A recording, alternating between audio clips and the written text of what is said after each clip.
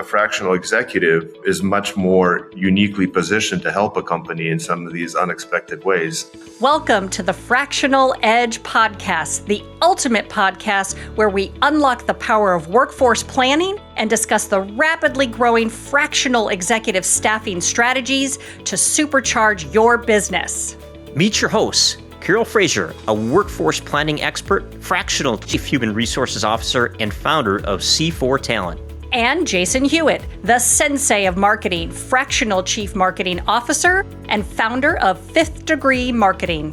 We'll bring you insights from seasoned pros, inspiring success stories, and actionable strategies to optimize your valued workforce. Don't miss this chance to upgrade your business with top industry leaders in today's competitive landscape. So tune in and learn how to unleash your competitive edge. You know, Boris, I'm really kind of curious. You mentioned that you place a lot of full-time engineers.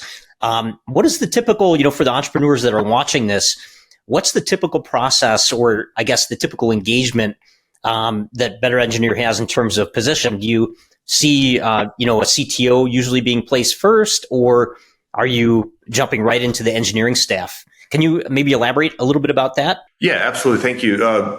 So we find the best success when a company already has a development manager of some sort of VP of engineering or a CTO that's already there and has embraced and understands how to manage distributed talent.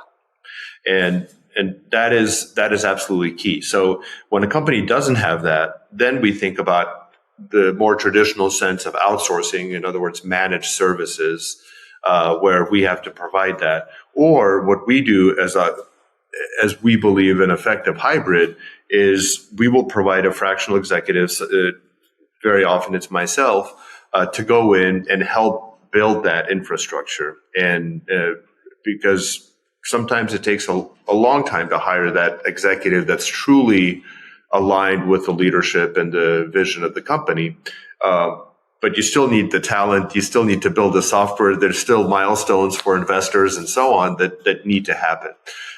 So there's that bridge early on that I do help sometimes, or we'll bring on a fractional executive development manager who will still play sort of that bridge role of the interest of the company while understanding how to build the software. Many times that software winds up being throwaway code, which is fine, and everybody's transparent on that up front. And a lot of the reason is even cultural. When a new leader comes into the company, when the full-time person gets there, very often it's like, well, I didn't build this. so it's all bad. We're going to redo it. And if you really want it done right, and that's okay. We embrace that and we realize that that's reality. And there's huge value in even going through that process because the company is understanding market feedback on whatever is being built and is able to evolve itself to moving forward. And this, again, is kind of going back to even some of the previous question of generative AI and all that. I think the ability to generate code is really a commodity. And that's where ChatGPT can help or human engineers can help. But the ability to solve a problem is not, and to do it effectively. So it's really to be able to think at that higher level. So absolutely, there needs to be an executive that can be the leader there to understand what the business problems are, to be able to go beyond that literal question that maybe the CEO or the founder says, well, we need this product to do that. Well, why do you need that? And so you know how to ask the questions and to be able to then scope effectively for the right team. We've seen failure when a company just says, oh, we don't want to pay for even a fractional CTO. We just need this product built. So we just need an engineer. And then an engineer is a deer in headlights, whether they're remote or local or W-2 or 1099 or whatever. They're classified as, regardless, if they're not thinking at the solution level for the company and aligned with the real company vision, it's very difficult to succeed. Makes sense. Yeah. Yep, absolutely. So when you think about your fractional work, when you are called in to an organization to really help better understand what the needs of the organization are within that tech space, what has been some of the hurdles that you've encountered when they bring you in, or when you're trying to kind of explain how they can be most effective and most successful by following, maybe your designated path through technology? Because I think many times, a tech guy is going to start a business, so he thinks he can be a CEO and the CTO. And many times it's like, if you want to be the head, that means you're a CEO. So let's talk about how we bring your vision to life from a technology side of it. Now, that's just the HR person talking, but you tell me, Boris. No, that's a great question. Very insightful. I think the biggest myth or misunderstanding that a non-technical founder has, if they don't have that technical side, and is to think of a software product as a CapEx, or something that you can go to like a Best Buy or Amazon and purchase, that it's a one-time expense. So the initial question almost always is, how much will it cost to build this product? And that's such a loaded question that typically they don't understand the implications of asking. Software is a living, breathing, ongoing expense. And any founder who thinks that they can build something that will 100% solve the customer and market need forever is not going to succeed. So that is, so I think that's the biggest challenge, and something to really explain up front is when you think about budgeting, forecasting a company, is to really bring in people who are part of the solution of ongoing and evolving, being agile, and to think about software being built in a very iterative way, and that there's a feedback loop and it's constantly growing. So you think of it more as an operational expense. So the expense is really on a monthly budget rather than thinking about it as an absolute cost.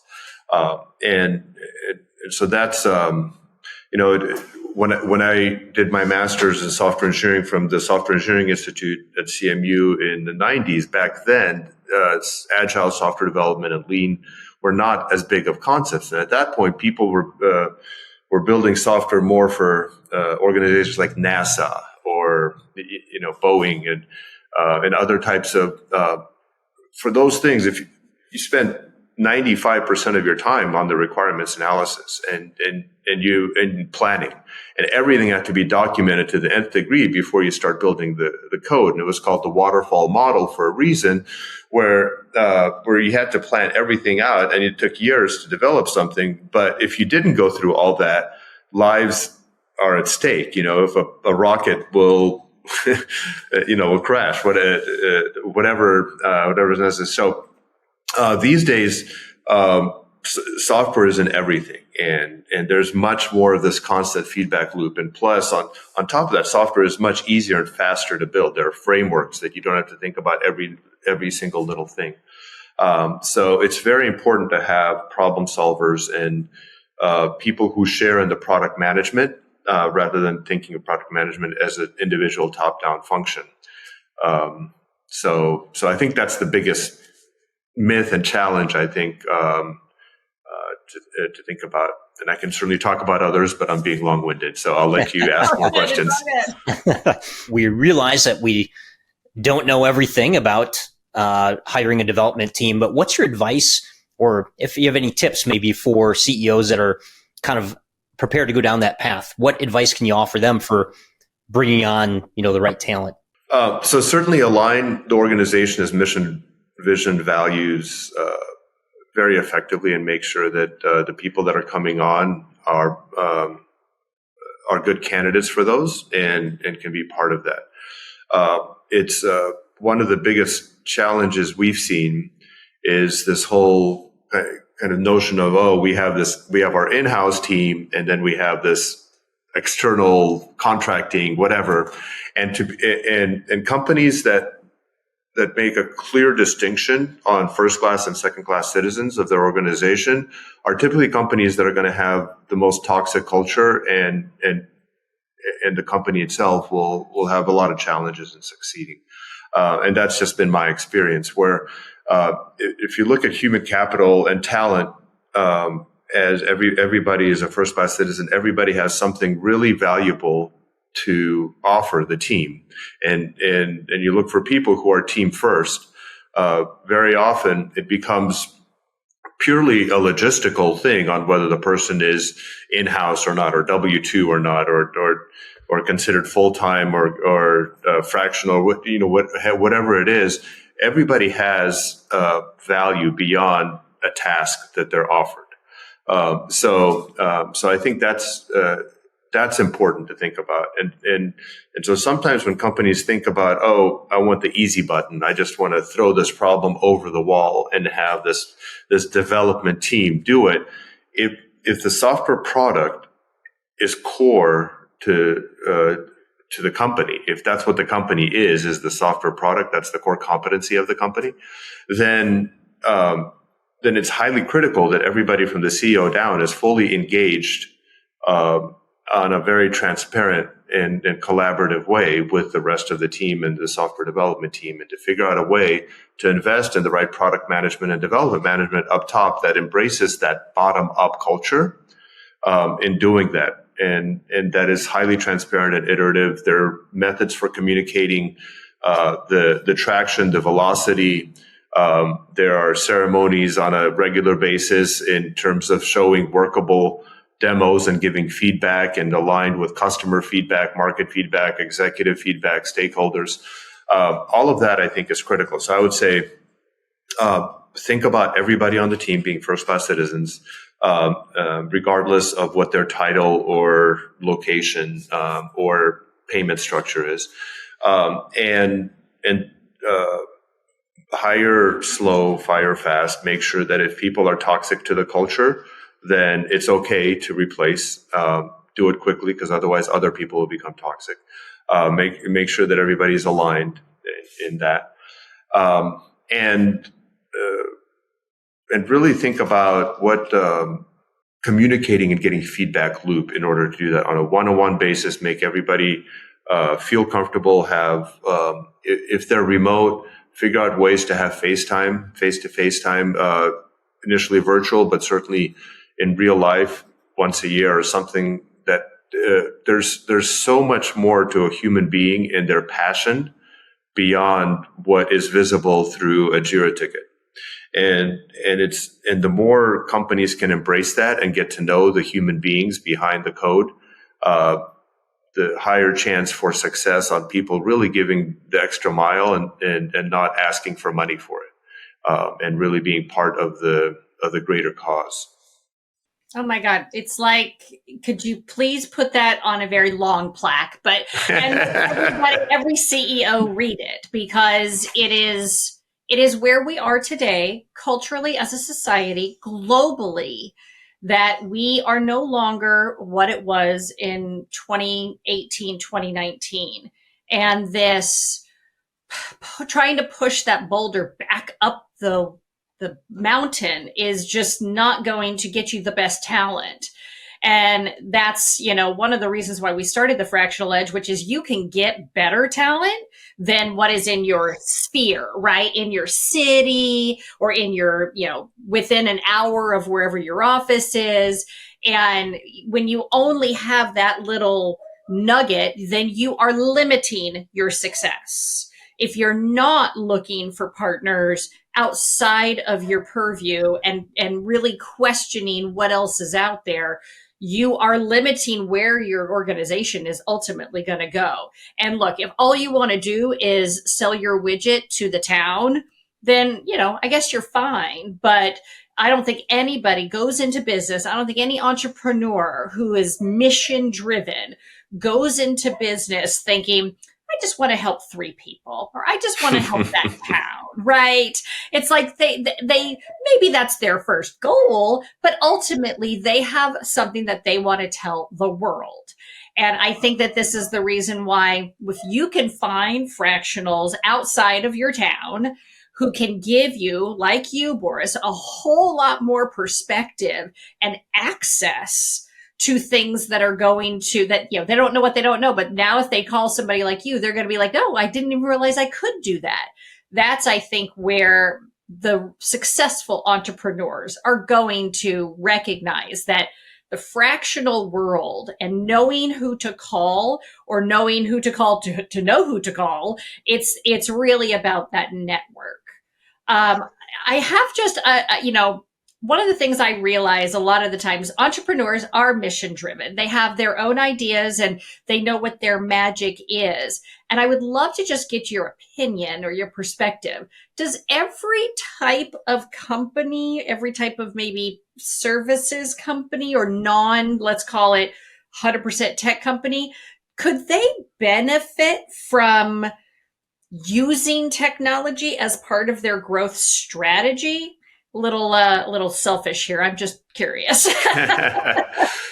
Well, I think we'd be hard pressed to find any organization that can't use technology to benefit their growth strategy. In these days, technology is everywhere, and certainly,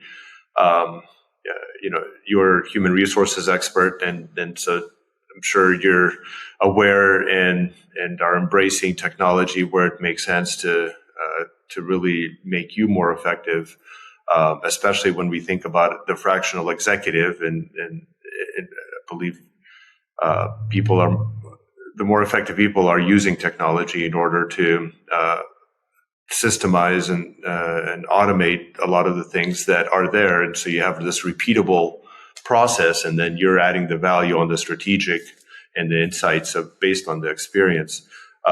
So we are a human resources company as far as our core competency. And so certainly in talent acquisition, we're continuing to look at technology of how we're using applicant tracking systems, the funnels around that, engagement, and various processes. How do we more transparently and efficiently communicate profiles and engagement of our talent with the companies they work with, and similarly for the talent itself to update and engage with us. All those things, that's all technology that humans are facilitating, and knowing which technology to use where. A lot of companies can certainly benefit from products and technology. It's almost an obvious answer, but I can dive into anything more specifically. So it's great that you think of it that way. Carol usually gets to ask this question, but she hasn't asked it yet, so I'm gonna steal it from her because I think it's a great question. But yeah, is there any question that we haven't asked you that you'd like us to ask? I think there's probably a lot of questions, but one question is, what am I passionate about? And so definitely humanity and talent. And kind of I think about the families of the people that we work with, of the talent in the different countries, and how diverse it is, and really appreciating that. And then more specifically in my world, I think about my own son, and he's 10 years old, and the success and the future of him. And I think about what, best dad ever that he gave me for Father's Day, and think about everything I do and the legacy of that, because ultimately we're all doing our jobs for a kind of in the greater ecosystem of our lives, and I think it's important to understand that, and I'm super passionate about that, and I believe in empathy and understanding the motivations that people have on why they even come to work outside of that, and typically it's family or children and other things that are important to them. So I think understanding a lot of that is key. And even in sales and marketing, it's so key. I even think about relationships, and relationships matter in the families, and think about when we build new relationships on the sales side or the recruiting side or any other side, it's typically based on having a common interest, a common bond that's completely independent of the actual company that we work for, the product or service that we sell. And so you kind of know, like, and trust people as a result, and then you want to work with them.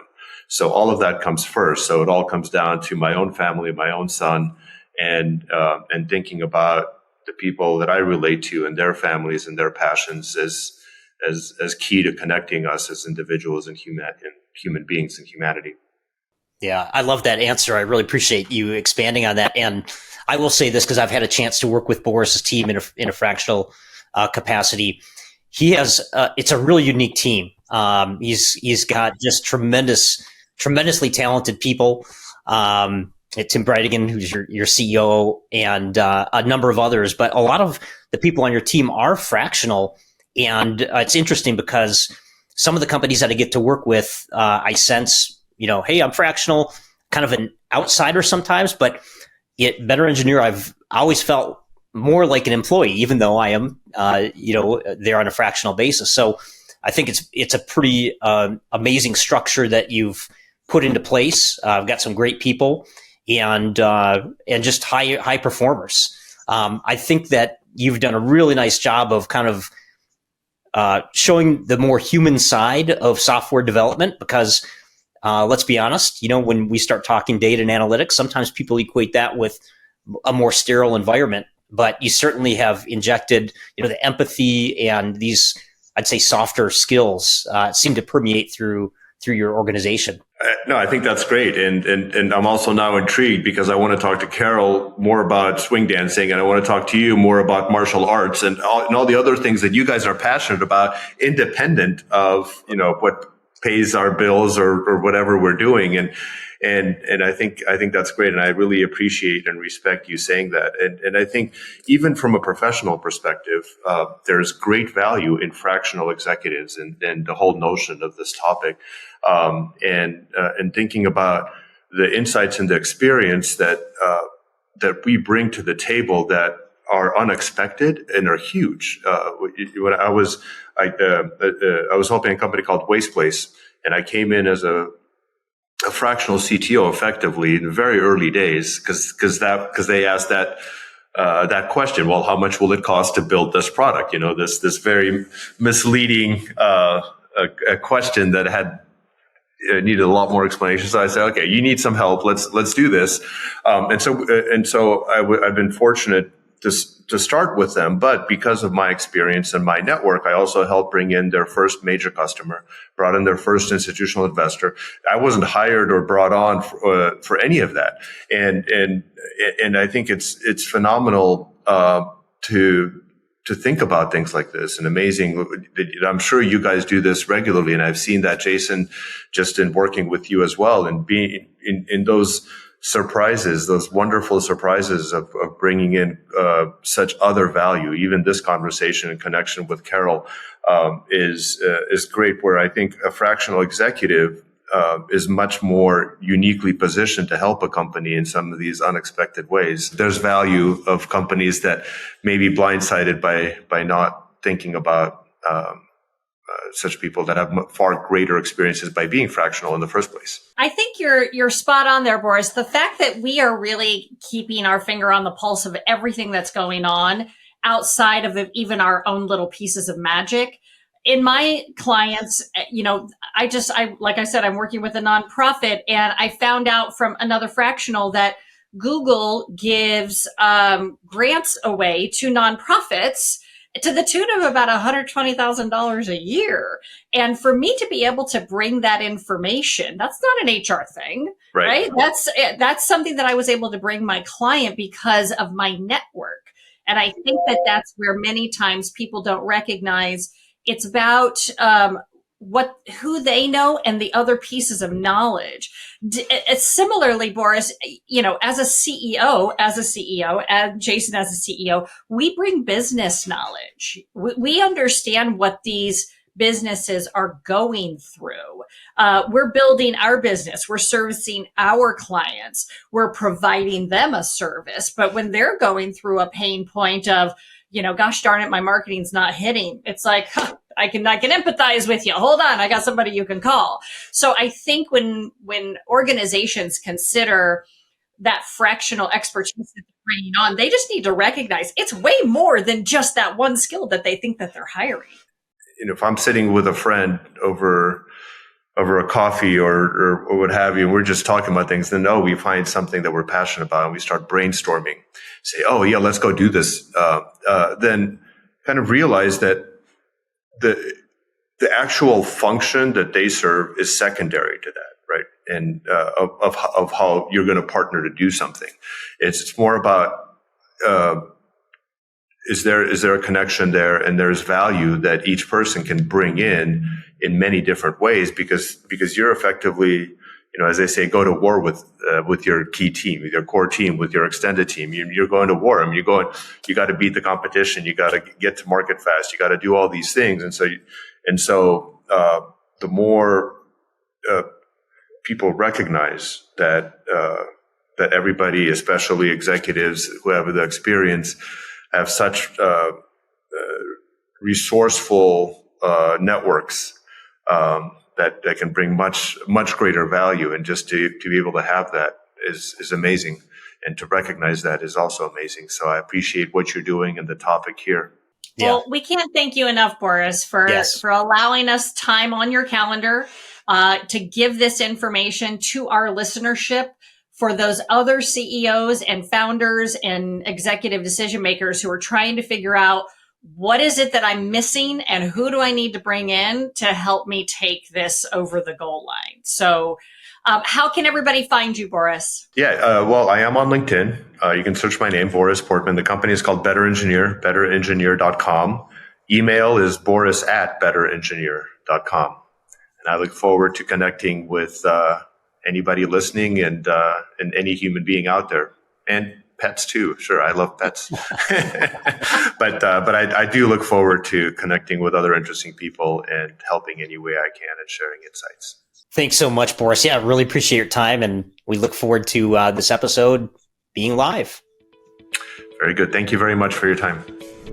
Thank you for tuning in to The Fractional Edge. We hope you enjoyed our insightful discussions and feel inspired to unleash your competitive edge. Remember to like, share, and subscribe to stay updated with the latest episodes. You can also connect with our podcast guests to benefit from their expertise and explore collaboration opportunities by visiting our website, thefractionaledge.com. Join us next time as we continue to explore the power of workforce planning and fractional executives in today's competitive business landscape. Until then, take care and keep growing.